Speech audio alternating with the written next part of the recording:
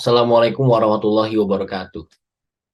Sebelumnya, perkenalkan nama saya Salman Haris Andiana dengan absen 20 dan juga NPM 180910220078.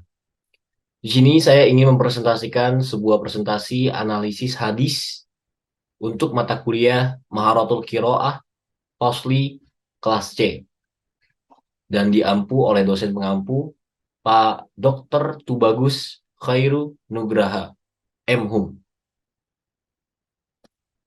Di sini saya ingin membawakan sebuah hadis dari kitab Riyadus Shalihin, bab 3, bab sabar, dan ini merupakan hadis yang ke-37. Baik, saya bacakan dari awal sampai akhir, baru saya analisis setelahnya. Wa'an Abi Sa'idin, maaf, Bismillahirrahmanirrahim. Wa'an Abi Sa'idin wa Abi Hurairata radhiyallahu anhuma. Anin Nabiyyi sallallahu alaihi wasallam qala ma yusibul muslima min nasobin wala wasobin wala hammin wala huznin wala azan wala gommin hatta syaukati yushakuha illa kafarallahu biha min khotoyahu mutafakun alaihi. Baik, jadi di sini saya ingin mencoba menganalisis hadis yang saya bacakan. Wa'an Abi Sa'idin wa Abi Hurairata di sini berfungsi sebagai frasa preposisional. Radhiyallahu anhuma. Rodiya. Rodiya di sini berfungsi sebagai fiil aktif. Allah. Allah di sini berfungsi sebagai fa'il atau pelaku. Jadi Allah meridhoi. Radhiyallahu anhuma. Anhuma di sini berfungsi sebagai maf'ulun bih atau objek. Dan ini mengacu kepada Abi Sa'idin dan juga Abi Hurairah. Seperti itu. Anin Nabiyyi ini berfungsi sebagai frasa preposisional. Sallallahu alaihi wasallam. Shalla. Shalla di sini berfungsi sebagai fiil aktif. Dan Allah di sini berfungsi sebagai fa'il atau pelaku. Alaihi itu maf'ulun bih yang mengacu kepada Nabi, Nabi Muhammad Shallallahu Alaihi Wasallam. Wasallama. Jadi Allah bersalawat dan juga memberikan salam kepada Nabi Muhammad seperti itu. Jadi wasallama ini mengacu juga kepada Allah ya. Jadi ini seperti kalimat majemuk yang memiliki dua predikat atau dua fiil aktif. Kola. Kola di sini sebagai fiil aktif yang mengacu kepada Nabi. Jadi Nabi berkata atau bersabda ya. Ma yusibul muslima. Ma di sini berfungsi sebagai naibul fa'il. Yusibu di sini berfungsi sebagai fiil aktif. Muslima, al-muslima. Al-muslima di sini berfungsi sebagai maf'ulun bih atau objek ya.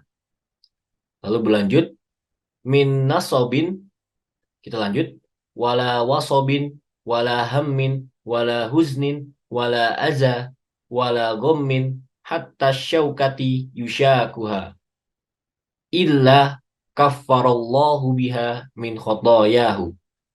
Jadi di sini min nasobin sampai wala gommin hatta syaukati yushakuha itu adalah keterangan keadaan untuk menjelaskan bahwa di sini apa yang menimpa para muslim gitu, yaitu rasa lelah, rasa sakit, rasa khawatir ataupun rasa sedih dan lainnya. Jadi ini untuk menerangkan dari eh, mayusibul muslima itu. Oke. Dan kita berlanjut illa Kaffarallahu biha min khotoya. Kaffaro di sini berfungsi sebagai fiil aktif dan Allah di sini berfungsi sebagai fa'il dan biha di sini berfungsi sebagai objek dan biha ini mengacu kepada al-muslimah ya, mengacu pada al-muslimah dan min khotoyahu di sini berfungsi sebagai keterangan keadaan ya, keterangan keadaan, keterangan keadaan dan di sini di sini mengacu kepada al-muslim tadi ya, untuk menjelaskan bahwa di sini yang dihapus kesalahan itu eh, si muslim tersebut. Oke. Jadi mutafakun alaihi. Mutafakun alaihi di sini ada ada fiil aktif dan juga alaihi di sini ada eh, fa'il ya. Dan mutafakun alaihi ini mengacu kepada tiga periwayat hadis yang masyur, yaitu hadis riwayat Muslim dan juga Bukhari dan juga Tirmizi. Maaf bila ada salah bisa dikoreksi.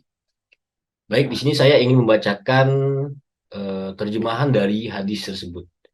Dari Abu Sa'id dan Abu Hurairah radhiyallahu anhuma, tidaklah seorang muslim itu ditimpa musibah baik berupa rasa lelah, rasa sakit, rasa khawatir, rasa sedih, gangguan atau rasa gelisah sampai pun duri yang melukainya, melainkan dengannya Allah akan mengampuni dosa-dosanya.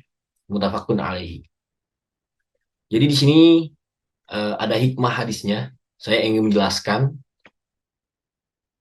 Jadi hikmah dari hadis hadis tersebut ialah semua penderitaan atau musibah yang menimpa seorang muslim akan menyucikan dirinya dari dosa. Jadi bila kita muslim terkena musibah, itu insya Allah Allah akan mengampuni dan juga mensucikan diri kita dari dosa. Lanjut ke nomor dua.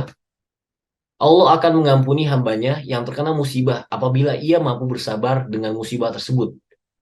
Dalam kurung tidak dengan mengeluh, tidak terima, atau mengutuk diri sendiri. Jadi di sini perlu kita garis bawahi bahwa Allah mengampuni hambanya, mengampuni dosa hambanya yang apabila dia terkena musibah, ia bersabar dan juga beribadah, menambah ketaatannya kepada Allah. Tapi tidak dengan mereka yang terkena musibah langsung mengeluh ataupun tidak terima ataupun mengutuk diri sendiri. Itu wallahu a'lam bisawab, Allah mengampuni dosanya atau tidak. Saya kurang tahu juga. Jadi yang ketiga, Allah memberikan hambanya musibah untuk menguji keimanan dan ketakwaan hambanya. Jadi di sini Allah memberikan musibah ataupun suatu cobaan itu buat menguji hambanya keimanannya dan juga ketakwaannya. Ya, siapa nih di antara hamba-hamba Allah yang ternyata beriman dan yang tidak beriman? Itu Allah memberikan musibah untuk membedakan mana hambanya yang benar-benar beriman dan yang berimannya masih kurang, ketakwaannya masih kurang, seperti itu. Yang keempat, Allah memberikan musibah kepada hambanya semata-mata sayang kepada hambanya. Jadi Allah memberikan musibah kepada hambanya, kepada muslim, kepada kita, itu semata-mata Allah tuh sayang kepada kita. Bayangkan saja, Allah memberikan kita cobaan ataupun musibah, itu dapat menghapus dosa kita, dapat menghapus dosa kita dan mengampuni kesalahan kita. Mungkin kalau misalnya manusia bikin kesalahan, belum tentu orang yang dibikin salah itu mampu gitu buat memaafin kesalahan tersebut. Tapi di sini Allah mengampuni dosanya, dosa hambanya yang diberi musibah, ya. Tapi dia yang sabar dan juga yang taat, ya, bukan yang mengeluh dan lain-lainnya. Oke. Jadi nomor 5, Allah menunjukkan sifat Asmaul Husnanya di dalam hadis tersebut berupa Maha Pengampun, Maha Pengasih dan Maha Penyayang.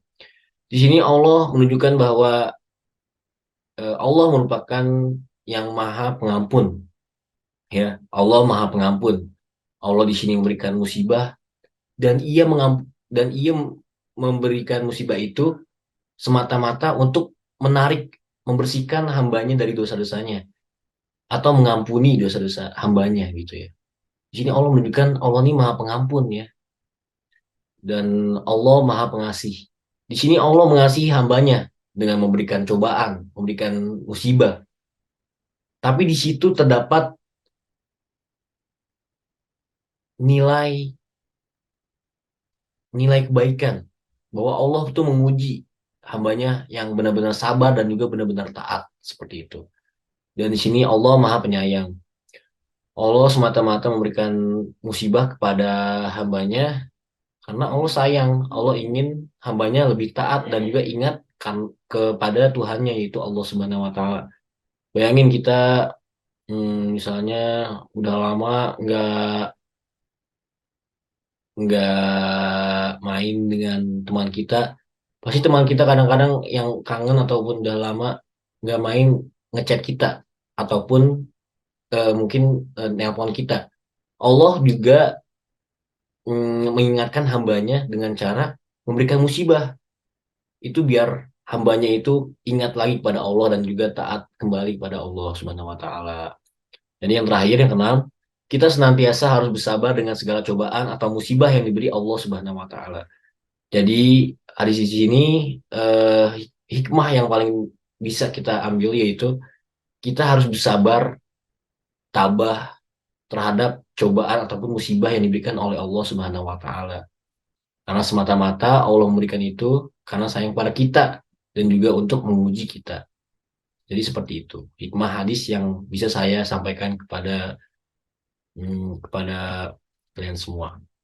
Di sini ada fungsi dari ada subjek, ada predikat, ada keterangan, ada objek, ada frasa. Ya. Baik, kita kasus lagi. Baik, mungkin sekian dari saya.